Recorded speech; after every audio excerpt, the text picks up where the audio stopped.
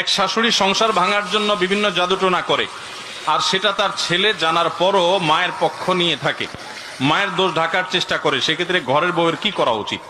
আমাদের সমাজে অনেক শাশুড়ি, এমনকি অনেক বৌমা, এমনকি অনেক ননদ, অনেক ভাবি, অনেক পুরুষ, অনেক মহিলা এই কাজ করে। নিজের ঘরের নিজের কাছের লোকজনকে বসে আনার জন্য বা বিভিন্ন উদ্দেশ্যে জাদুকরের কাছে যায়, জাদু করে, ব্ল্যাক ম্যাজিশিয়ানদের কাছে যায়, ব্ল্যাক ম্যাজিকের আশ্রয় নেয়। পরিষ্কার ভাবে শুনে রাখেন, কোন কবিরাজের কাছে যদি কোনো জাদু টোনার জন্য যান, সাথে সাথে আপনার আমল নামায় সবচেয়ে ভয়াবহ বড় কবিরা গুনার ভিতরে একটি লেখা হবে।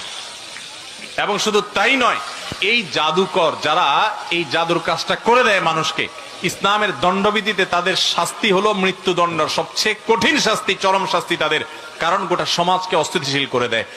ভাইরা আমার, অনেকে আছেন আপোষের জন্য তাবিজ আনতে চান। পরিষ্কার ভাবে বলে দেই, এগুলো হারাম। নিজের বৌমাকে আপোষ করবেন, ছেলেকে আপোষ করবেন, জামাইকে আপোষ করবেন, শাশুড়িকে আপোষ করবেন, ভাইকে আপোষ করবেন, অথবা যাতে করে বউ এর কথা স্বামী না শুনে, স্বামীর কথা বউয়ে না শুনে, শাশুড়ি যেন ছেলের কথা না শুনে, অথবা ছেলে যেন তার মায়ের কথা না শুনে।